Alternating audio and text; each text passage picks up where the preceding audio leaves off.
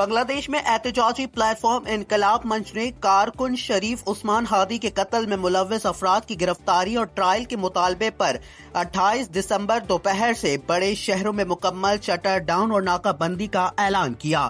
انقلاب منچ نے شٹر ڈاؤن اور ناکہ بندی کا اعلان اپنے سوشل میڈیا پیج کے ذریعے کیا۔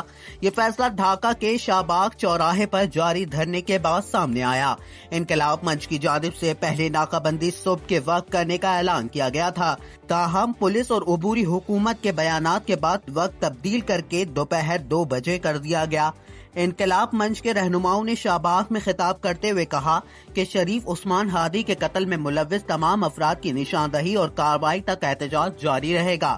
حکام نے میڈیا سے بات کرتے ہوئے قاتلوں کے خلاف جلد قانونی کارروائی کی یقین دہانی کرائی، تاہم مظاہرین نے ان یقین دہانیوں کو ناکافی قرار دیا۔